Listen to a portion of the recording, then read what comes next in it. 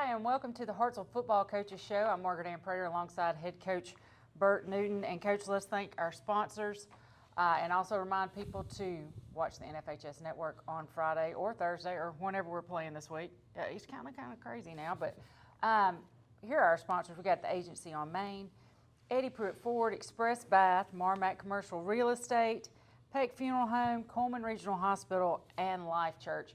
Coach, I'm going to start off with a date for you. That would be the year 1921. That was the last time Hartselle football recorded 4 consecutive shutouts in a season. It's the 12th time overall in the Tigers' 108-year history that we've had 4 shutouts in a season, period. What can you say about that? As someone who's been doing defense for a long time, it's pretty difficult to, in today's modern offense especially, to get a shutout. Especially, I think it's easier when you're in a 13-0 game or a 7-0 game than it is when you're up by 40 because, you're going to sub in the second half. And we have done that all the last 4 weeks, and our young guys have held on. And it's not like when you're down 40, when you put your young guys in, that the other team's not going to have their older guys in still and their starters and still trying to get something going, something positive for them. So, our young guys have been stopping varsity defenses in the third and fourth quarters. So I think that's a big part of it too. But just the not having any bust and because I don't care who you're playing, it's hard to not have one missed tackle or one busted covers that they score on. And we've been really, really solid in that phase of the game, and really proud of the not just how hard we're playing, because we're playing hard now. I mean, we are, and we're hitting people and all that stuff. But we're being very consistent in our scheme as far as doing your job. Well, and if you think of the shutouts and you think of our defensive teams, our state championship, let's try to talk, team that we had in 2011, they had one. Just to kind of put that in mind, they had one shutout. Yeah, but they also gave up like 3 points in the state championship game. They did. So they're pretty good. I'm trying to make it positive. That was positive. I was talking about them. Okay. Your offense is ranked number 1 in the state in 6A with an average of 48.2 points a game. In case you were wondering, 2022 was the team that set the Hartselle all-time record. If you can't tell, I've been on Alabama football history. Okay. I mean, they sent me there, and I just kind of started finding stuff. 537 points is our record. I mean, we're on pace to do that. What can you say about our offensive output so far?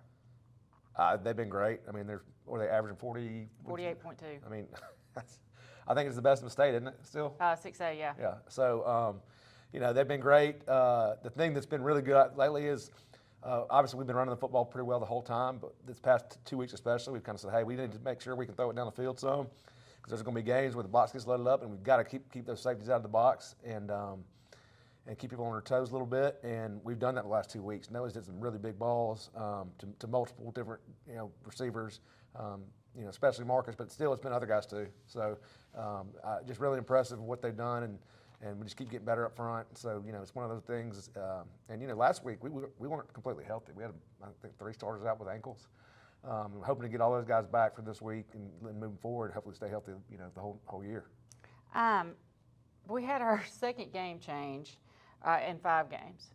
I can say in my tenure, and I've been here a few years, I've never seen a homecoming queen crowned before the game started.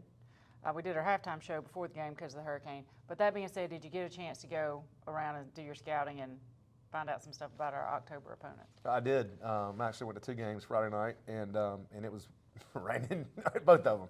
But I saw half of 2 different teams, and so that was a good thing. I've told you that I like doing that and seeing them in person. I think there's something you can get from that you can't get off the film. Usually, if I can, I want to see them in person. I want to see them on film, obviously, and then I like watching if they have an NHS. I think you can learn, especially if they have decent commentators. I think you can learn a lot from just watching that. I mean, I really do, and how they operate and flow of the game and everything. So that's kind of my deal on that, scouting wise. As far as the homecoming before the game, I really liked it. Number one, they weren't in a rush. Usually it's like, all right, take your picture, get on out of here, and the band's worried about not getting to do their whole show because of the timing of it. You get 10 minutes, but we started, I think, at 30 minutes beforehand, and we could probably start a little bit later if we ever did it again. And like I said, you weren't rushed to get the photos and all that kind of stuff, get off the field, and I just think you still got the lighting's probably better because it's not dark yet for the pictures, and So I thought that was a positive. It wasn't on purpose. It was on accident because we were worried it would be raining at halftime, which we didn't want. Well, it was raining towards the end of the game, Right. so yeah, it was good timing. I know the officials offered both teams a running clock for the second half, and that didn't happen. What happened? Woodlawn's coach said he wanted to play it out, and that was at 42-0, I think. And at the time it just started like kind of raining, sleeting, whatever you want to call it. And I was kind of like, this guy.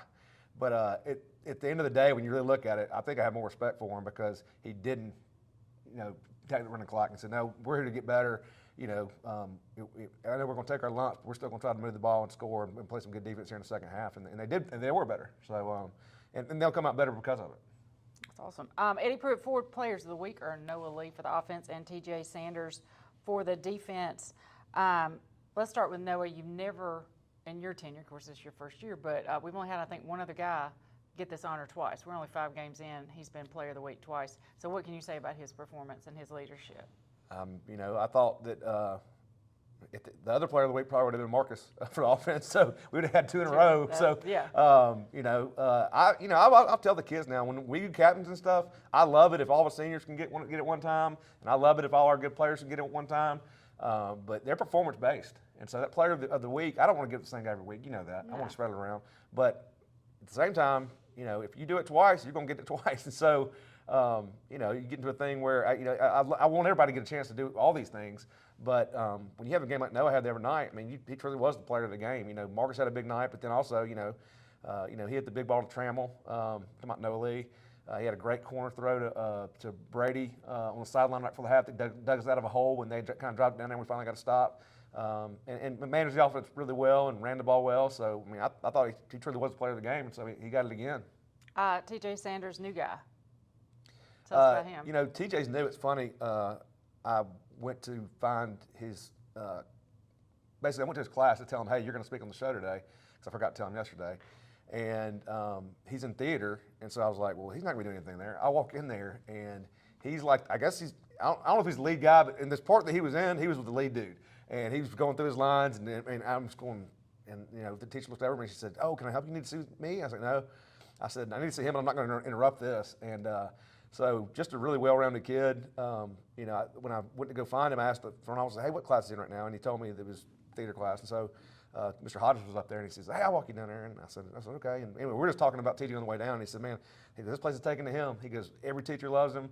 He goes, administration loves him. The kids love him. He said, this place has been great. And he's been great with this place too. And I said, I couldn't agree more.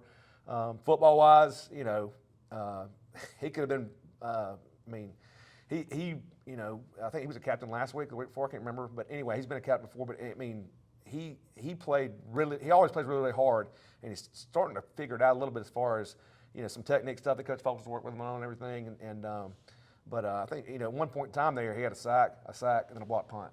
So I think he had 6 tackles and like 4 for a loss and 2 sacks, and he actually blocked 2 punts. The one for the safety, and he got a piece of one earlier that kind of deflected off. Those were effort punts. He wasn't the guy set up to get him. He gave great effort. Come see us at Eddie Pruitt Ford. We're a proud supporter of Hartselle Athletics. We'll be right back.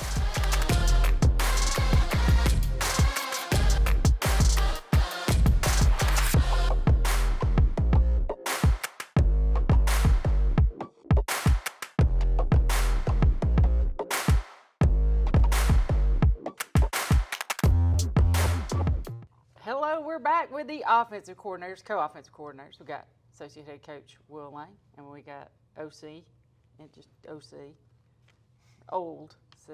Yeah, that's true. Matt Prater. Okay, I had a reference to the 69 boys. They don't get it, but I do. And there it is. They start out with tag team back again. There y'all are. It makes you a great team. If you know you two, you have totally different personalities. Not having to know both of you, but you work really well together. How does that happen? Well, I think, the biggest thing is we're both open to suggestion. I think you got to be that way, especially, we're both open to suggestion to everybody on the offensive staff. It's not just me and him. But I think that's one reason we work so well together is because we don't care who gets the credit. We want the kids to get the credit. We want to be the best we can be. Our goals are very in line with each other, so it makes it easy. You know, I mean, we come in on Sundays and, you know, yesterday the defense was, you know, asking us, hey, are you already done? Well, yeah, because we pretty much already know what each other's thinking before we get here Sunday, so it makes planning go pretty smooth. Is that ESPN stuff? Yeah, Okay, okay. For the record, I have no idea what that reference was about. For the record. No idea. Anyway, okay. We don't talk a lot about the miniature Matt Prater that's part of your coaching staff. Tell me how important he is, and then why you refer to him as the mini-me. I really, Mini-Me just kind of stuck, and we just went with it. But Well, you might want to tell them who you're talking about. Coach Tiffin. Okay. Jake does a great job for us. He's taken over the role of being the signaler. He knows the offense as well or better probably than anybody, and you know, does a great job with the quarterbacks too. You know, he is he's spread thin because he's also doing all the middle school work as well. But for us, he's invaluable in the fact that, I mean, everything runs through him. He misses a signal, you know, which he doesn't. I'm not saying he does, but if he does, I mean, calling it's you going out. to throw the whole offense off, you know. So It's a credit to him, honestly, for learning, because he's not up here throughout the week. So he gets walked through signal time and basically Thursday afternoon signal time, Wednesday morning a little bit. But he's not here the whole time. And now that in practice I'm having to signal a lot of it, it makes me kind of, I don't know, sympathetic towards their job. And as lengthy as our plays can get at times, it's really credit to him for being able to handle all that and not be here the entire Well, now, is he also your personnel wrangler as well? There's a group effort there, but Okay. yes, he does. Because you were Coach talking about McCann- using all these different people, and Coach that's- McCann does a really, really good job of that. Coach Garner does a good job. Coach Daniel does a good job of subbing those guys in as well. So. Awesome. Okay, I was looking at the stats. You're currently averaging 48.2 points a game, but you only have about 300 yards of offense average per game. So when you math that math, do we need to give some credit to your defense and your special teams for giving you really good field position, or am I just out of bounds on that question? No, it's all fits together. And defensively, they're doing a heck of a job. People aren't moving the ball on them, so we're getting it in plus territory, or at least midfield most of the time. Special teams have had some huge plays as well. So, I mean, it's a credit to the whole deal. But I'll also say this, and I've said this in the skill meeting, is we've also handled our business the right way as well. It's not taken to the fourth quarter to put these points on the board. It's happening early in games, and that's a credit to our kid. I mean, the schedule is what the schedule is, but we're handling our business at the same time. So, yeah, there you go. Okay, I got a quarterback question, and I'm going to talk to Coach Newton about Noah Lee's performance, and I talked to him about this during the player question segment. He overthrew Cole Miles. How happy did that make you? And that was a long throw. Yeah, when that came out of his hands, that was similar to Jack at Gadsden City a couple years ago. When it came out of his hands, it's like, there's no way we're catching this ball. But, you know, it was 55 in the air. He went a 5-step drop with the hitch and overthrew him, which is tough to do. So considering, you know, early in the year we weren't throwing it real well. It was some mechanical issues. So now the last couple of weeks he's been a lot sharper with that. But it was really nice to see it finally jump out of his hands. That shoulder strength and all that. Yes. Yeah, that's awesome. I've seen a lot of guys in boots. We doing okay? I think we're going to be fine. Okay. I mean, we're trying to manage that as best we can and limit practice if we need to. But yeah, I think we're going to be fine. Awesome. All right, I got one more question. Y'all are off the hook. All right, second half of the season is like a gauntlet. How are you preparing these guys to stave off these injuries and experience a different level of intensity during October? Oh, you want me to answer You that? got it. You got it, big dog. Well, I mean, the big thing is we got to go into each game treating it like we've treated the past 5. So the attention to detail at practice, the making sure you're taking care of your body, sleeping, eating, all those things that we've done thus far. And just getting the kids themselves to understand that things are going to be different in the next 5 weeks. And making sure that they're mentally ready for it as well. I mean, I know they're going to be physically ready for it, but, you know, it's almost just staying the course of what we've been doing. It's like Coach Lane said, we've gone into each game, regardless of who we're playing, regardless of record, all that's thrown out the window, and made sure we took care of our business to start the game. And so I think we take that same approach, just knowing that we're going to end up carrying this all the way into the fourth quarter. You see that nod? Y'all even nodding in sync. That's awesome. Hey, I've enjoyed it, guys. We'll be right back.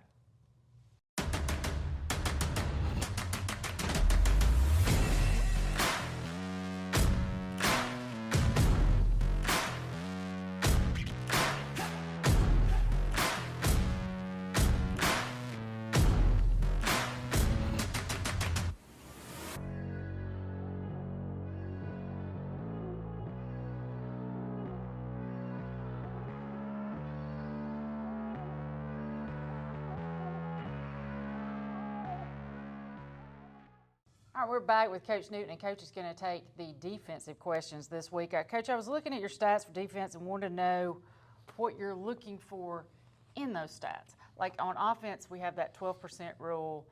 They have benchmarks and goals. So when you look at what we've done defensively, what are you trying to ascertain from that? Different coaches have different stats for their own positions. Like, for example, like Coach Folks has one called havoc rate, which is something you don't see on TV or anything, but it's basically a coaching deal where, havoc means you're knocking somebody around, you're causing the ball to get on the ground, you're causing even if you don't get a tackle, like let's say you knock the offensive lineman back into the guy, and he has to bounce or bubble or whatever, or you get a hit on the quarterback, even if you don't get the sack, but you get a hit on the quarterback, or you pressure the quarterback into making a bad throw.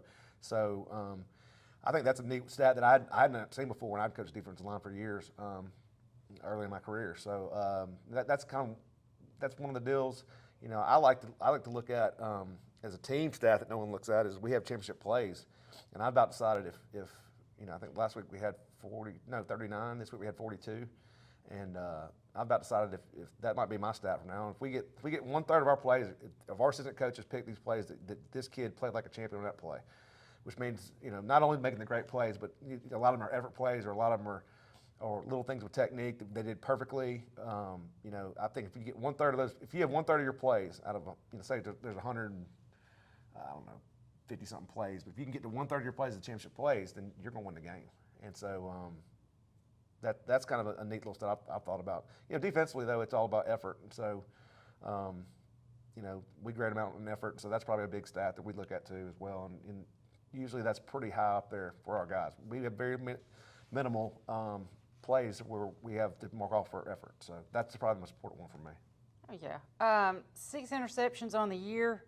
I looked up last year. We had 3 alone in the 42-0 shutout of the Bearcats at Coleman. But the success we've had interception-wise, is this the DBs, or is this a coordinated effort between them and the defensive line getting pressure on the quarterback? I think it's always a little bit of both. I think when a lot of your, most of your picks that I see usually, or either the quarterback makes a mistake or the quarterback's throwing off his back foot because he's been hit or he's scared he's going to get hit, and kind of throws it up to you there because of pressure. So, but it's also, we play a good bit of zone, and most of our picks come in zone. I think we had one. I know Decatur, Chris Hudson had one where we were in man where he just read it out perfectly and in front of the guy and just took it to the house. But the rest of them, we play a lot of zone, and so when you keep your eyes on the quarterback, there's a good chance that you can go get the ball. Whereas in man, you're supposed to be looking at the man, it's harder. So I think those two things are probably the pressure from the defensive line, and then playing the zone, and then every one of our picks in zone, the guys had really good eyes. Saban Witz every night he was in cover 3, and read the throw, and went and got it and tapped his toes, and so that's just making a great play. Well, and our speakers this week for the Lunch and Learn, I want to remind you that's going to be on Thursday at noon at the venue, but we have Coach Folks coming up. Mm-hmm. We've got Porter Simmons, and then TJ Sanders is going to come. They're going to talk about defensive line play. So let's talk a little bit about defensive line play. Okay. What are they going to talk about, introduce what we can look forward to, and how our defensive line's been doing? Okay, our defensive line's been playing really, really well, really deep. We got about 6-7 guys that you can consider starters. They might not start the game, but in certain situations, we've actually had guys start the game against certain personnel groupings that are different. But they've been playing really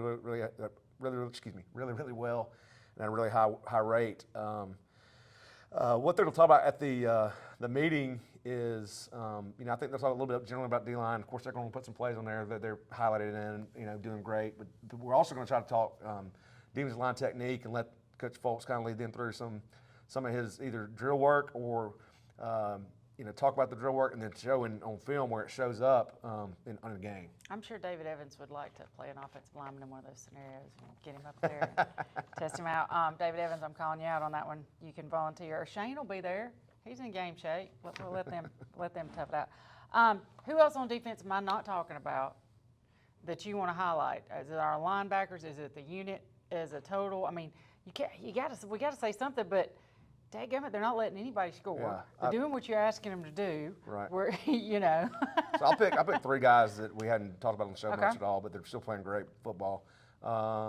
Jay Lee Metz, so Justin Metz, he is absolutely hammering fullbacks, H-backs, and pulling guards when they try to come to him. And what that does is he's taking that block away, but what it does is it makes that running back either cut or bounce, and so it frees up somebody else. And sometimes he's knocking one blocker back into the second blocker. I mean, he's doing a job there, and it doesn't get the fancy stats sometimes because of that, but he's doing a great job. Cole Miles is doing a great job. He covered people up and said, well, he doesn't have any picks. Well, they're not throwing it to this guy because this guy's covered. And then has done a good job when we brought him off the edge. And he's on every single special teams. He catches punts, he catches kicks, and he's playing receiver.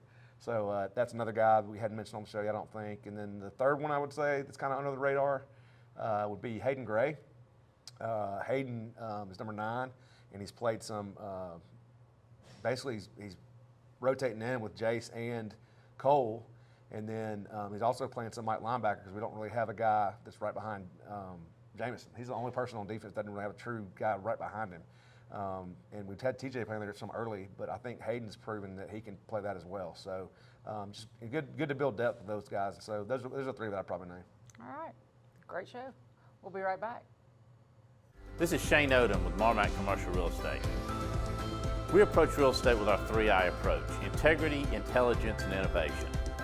To be your full-service real estate company that can handle all your real estate needs, from commercial, such as warehouse, retail, apartments, to land, farms, residential developments, along with houses, such as investment homes or your dream home. Marmac Commercial Real Estate has over 15 years experience providing award-winning full-service real estate experience. One team, endless possibilities. Marmac Commercial Real Estate. All right, we're here with our Offensive Player of the Week, Eddie Pruitt Ford Player of the Week, Noah Lee. And Noah, congratulations. Thank you. I'm just going to be obvious with this. We've played 5 games. This is your 2nd time in that chair, and I've been doing this. This is my 5th season. You're only the 2nd player to do that, to be able to be named more than once. So what can you say about that honor? I mean, that's pretty impressive. I mean, that's pretty cool. It is impressive. It's okay. It really, if Marcus doesn't make 3 big time, I mean, I'm throwing to the best. I mean, and my line is incredible. It's really a testament to them. I mean, they're making things easy, super easy. Yeah, that's my question coming up. So, how's your shoulder? I saw you the shoulder's overthrow Cole Miles, and that was. I'm sorry, we were all excited. All of us on the sideline were super excited to see you overthrow, because that was a long pass. That one came out of the hand really, really good, and I threw it. And I said, "Why is he not under that?" And 'Cause it went and I a looked to the long way. sideline, and I looked to the sideline, and I see our quarterback coach, Coach Tiffin. His eyes are about as big as the moon, and Yeah, that's a good miss. That's I'm like, all awesome. right. Yes, we were all excited. And we know you're here. I'm gonna follow back up with what you just said. You're not here just because of your play alone, because you can't be the Right. only player on the offense, right? So, who out there is just helping you get better every day? Who's helping you? I'd say I wouldn't say necessarily like me throwing wise or basically, but the run game it makes football so much easier. That's a testament to the entire line and Chandler Kill and Ethan Haynes and Jaheim Pruitt's run the ball so hard. It makes things. Awesome. If I miss a pass, I mean we're picking up 6 on the next run. So That's good. All right. Who is a guy you think has most improved over last year? I mean, I don't want to say the obvious thing. Marcus has gotten so much better. I mean, we all knew what he could do. Even last year, he showed it at times. But this year it's a different caliber. That's awesome. Good job, Marcus. And then I'm going to flip the script. Now, we had quick, rapid fire, okay? But Coach Newton said I got to mix it up because you've already had the first one. So let's do this Coach's edition.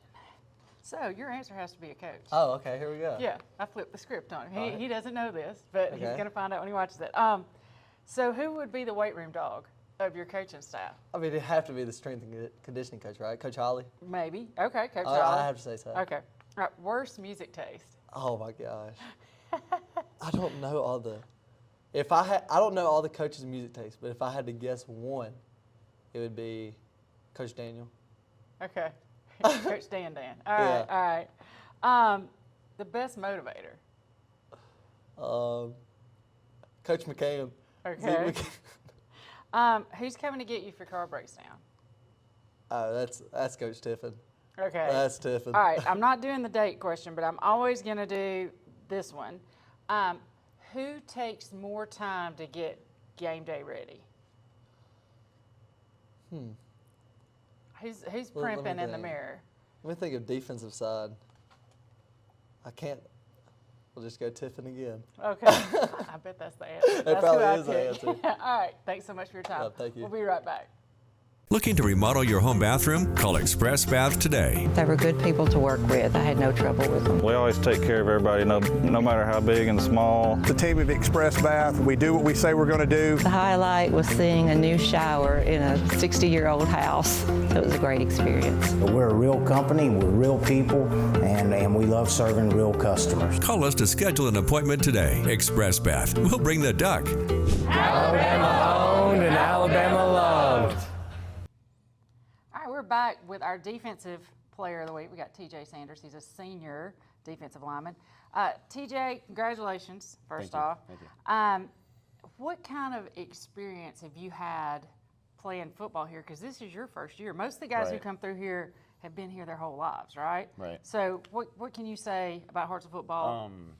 I've noticed it's definitely different than the other places that I've been, just comparatively, because I can tell that everybody's kind of been around each other for their whole lives, and it's kind of crazy to come into this and just kind of experience that. But I think I've really enjoyed it so far, and I've really liked how close I've gotten with some people, in spite of the fact that they've been around each other their whole So lives. they're actually nice. Yeah, You've been everybody. okay? Well, Yeah, good. everybody's been Hey, really I've heard nice. good things about you. thanks. Was there like an adjustment period? Yeah, 100%. I mean, Okay. getting here, I was kind of backing off. I was kind of quiet at first, and then the more comfortable I got, I felt better about being around people and making more friends. I just felt more comfortable. Felt more like myself. Awesome. All right. What have you been doing during the season to improve your game? Paying more attention. I have a hard time trying to pay attention when it comes to listening to what coaches are telling me, and just working hard. Okay. Just trying to get as best as I can, because I'm learning new position coming into this in a whole thing, and so I guess it's just trying to be more attentive to detail. Awesome. Those are big words. Thanks. That's pretty good. Let's get sappy. If you could thank somebody, coach, player, family, who you want to thank for where you are today? Probably my dad. He's pushed me in all the right ways, and not been crazy on top of me about trying to be the best that I can be, but he's also pushed me in the right kind of ways to make me to get to that point, the point that I am now, and help me experience the things that I've experienced and enjoy football for what it is. And I really think that he's been my motivation and what's pushed me the hardest. So good. That's so good. All right, rapid fire. Okay, go. You did get, we've had two guys mentioned for my last question. You were one of them, so Okay. that's good. Okay. All right, weight room dog. Jamison Falciani. All righty, worst music taste. Marcus Tapscott. Best motivator. Jay Lee. I really appreciate the way that he Metz. that All he- right, yeah, that's Justin Jalen Metz. Metz. Who's coming to get you if the Silverado chokes? If the car dies, who's coming to get you? Don't you drive a Silverado? I do, yeah. I mean, I'd say me because that's what I do, but I'd call Jameson. Okay. And who would you let date your sister? Noah Gibson. Noah Gibson. Is it really? 2 votes. Really? 2 votes. Oh my goodness. TJ Sanders, 1 vote. You've been great. I Oh, appreciate really? it. Awesome. We're done. Appreciate We'll be it. right back.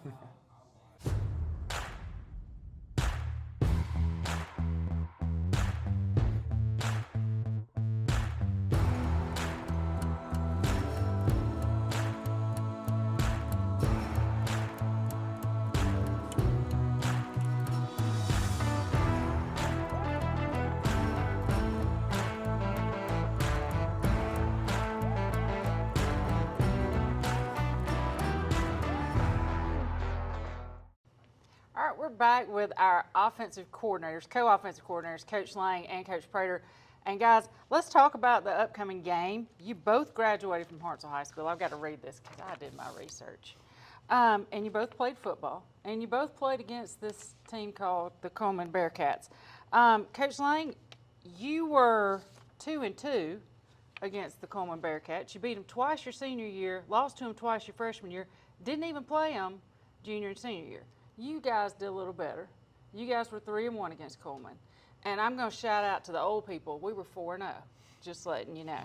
What's your most valuable, or it doesn't have to be valuable, what's your best memory about playing Coleman? Everybody's got one. You want to go first? You really think I can remember that far back? We're going to try. I don't know, just that it was a big game every year. There's going to be a big crowd. A lot of people are going to be there. A lot of excitement. Very similar to any of the other rivalry games. So just the whole week leading into it. If you remember, Coach Woods, there was a couple of teams that he would be really, I don't know how to put this. Did you get the dead flowers for Coleman? No, Okay. that was Decatur. That was Decatur, things like that. But he was always They'd coming always up a deliver way dead with flowers. making that a very big game. So that would probably be the biggest part of it, just the anticipation leading into it. Yeah, my senior year, when we beat them twice in the regular season, it was a close game. But we felt like we were better, and they did a lot of trick plays and things that we felt like if they just played it straight up, that they couldn't beat us. And then in the playoffs, they had to play it straight up, and we just pretty much dominated the game. So It was 26-7, I think, or something like yeah, that. It was pretty good. Yeah, but it was one of those games where it just felt like they didn't have a chance. So that was fun. Like he said, the week leading up is just that.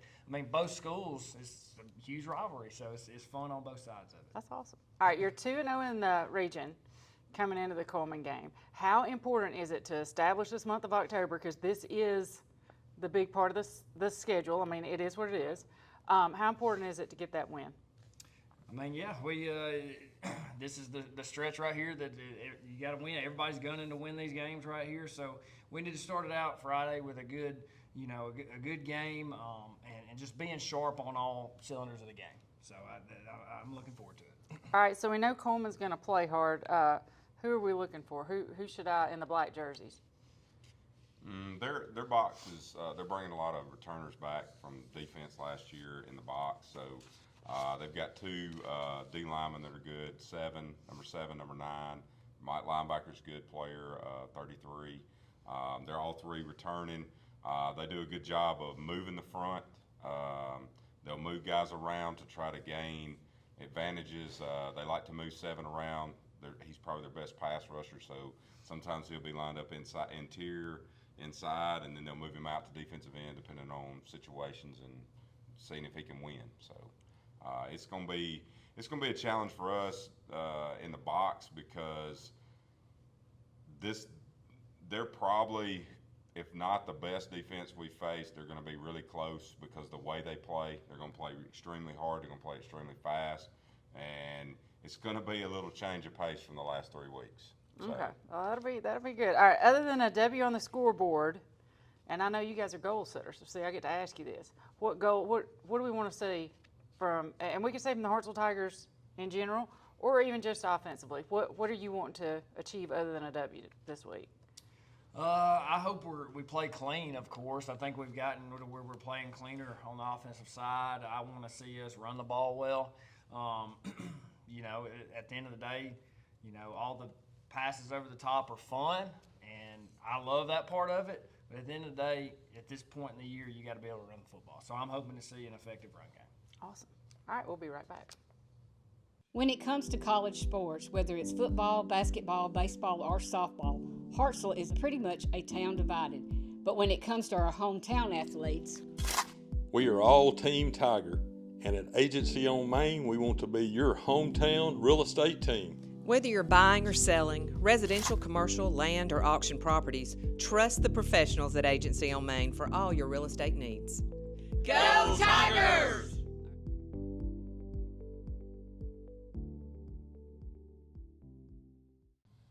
All right, we're back with Coach Newton. And Coach, we have our Eddie Pruitt Ford fan question of the week.